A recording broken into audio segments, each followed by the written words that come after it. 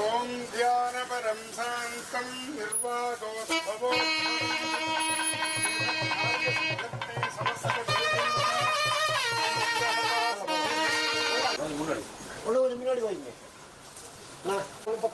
ஒரு அக்ஷத புஷ்பம்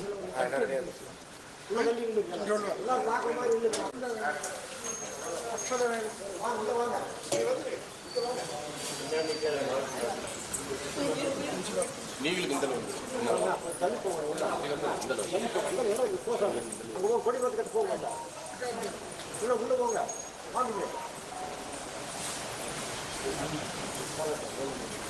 जलेनास्त्रेण गोपूजा संकल्पं कुर्यात् अक्षदानाधाय प्रधान गोपूजा संकल्पं कुर्यात् शुक्लांबरधरं विष्णुं शशिवर्णं चतुर्भुजं प्रसन्नवदनं ध्यायेत् सर्वविघ्नोपशान्तये सद्गतया प्राणानाम्ने भूर्भुवस्सरो नमोऽर्थे समस्ते श्री सरस्वती त्रिगुणात्मः स्वरूपिणी तदत्कोटि देवता स्वरूपाय श्री इंद्रादि समस्त अष्टदिक्पालक स्वरूपाय पर्यंत विनायकादि हनुमंत देवता पर्यंत समस्त हर हरि देवता स्वरूपाय समस्त पूजा कर्मणि गोपूजा महं मध्ये करिष्ये अक्षदात्तरधो निरस्य अपौपस्पृश्य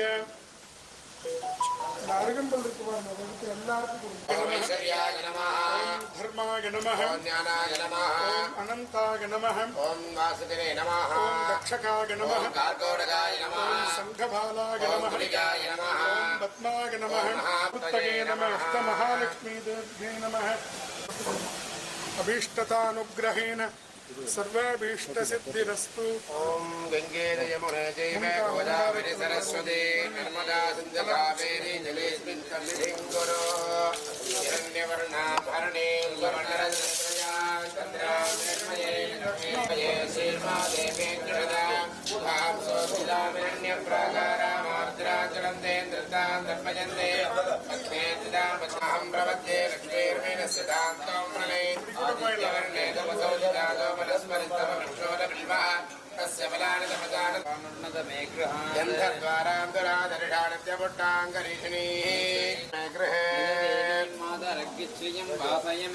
आर्द्रां पुष्करणे भुट्टिं सुवर्णां हेममालिनी लक्ष्मी जातवेदो महावह जातवेदो लक्ष्मीम् अनपगामिनी हिरण्यं प्रबोधङ्गावो दास्यो स्वान् विन्देयं पुरुषानः यस्सुजि प्रयतो भूत्वा जुगुजादाः विश्वमनोनुकूले तत्पाद पद्मं मयि सन्निधस्व पुत्रपौत्रधनमाला प्रधानां भवसि माता आयुष्मन्तं करोतु मां धनमग्निर्क्रोधोनजमात्सर्यं नलोभोडाटुपामदिः भवन्ति कृतपुण्यानां भक्तानां श्रीसूक्तं जगवप्रिया लक्ष्मीं प्रियसखीं देवीं नमाम्यच्युतवल्लभां लक्ष्मी च विद्महे विष्णुपत्नी च धीमहि तन्नो लक्ष्मी प्रचोदयात्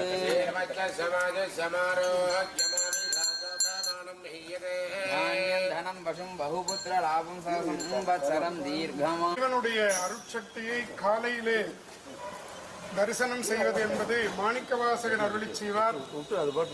அருணன் இந்திரன் திசை அணுகினான், இருள் போய் அகன்றது, உதயம் நின் திருமுக வெளியிலே சூரியனை காண்பது என்பது நம்முடைய கண்கள் கூசும். கண்களால் நேரடியாக சூரியனை காண முடியாது. அப்படி சூரியனை கண்டால் நம்முடைய கண்கள் சிறிது நேரம் வெளிச்சமில்லாது நம்முடைய கண்ணே நமக்கு தெரியாமல் போகும், அல்லது நிழலாக பலவிதமாக தோன்றும். அப்படி நம்முடைய கண்களுக்கு ஏன் மாதிரியான பிரகாசம் நம்மால் தாங்க முடியாதோ அதுபோல அதிகாலையிலே முதல் தரிசனத்தை நம்மால் காண முடியாது. இந்த முதல் தரிசனத்தை காணுகின்ற பேற்றினை பெற்றவர்கள் 33 கோடி தேவர்களாக விளங்கக்கூடிய கோமாதா. ஒவ்வொரு அங்கங்களிலும் ஒவ்வொரு தேவதைகள் இருப்பதாக, குறிப்பாக வலது காலிலே 2 காலிலும் ரிக்வேதம் யஜுர்வேதம், 2வது பின்னங்காலிலே சாமவேதம் அதர்வண வேதம், முகத்திலே இந்திராதி அஷ்டதி பாலகர்கள், பின்னாடி நாம் அங்கே வானிலே பூஜை செய்தோமே அந்த பகுதியிலே மகாலட்சுமி வாசம் செய்கிறோம்.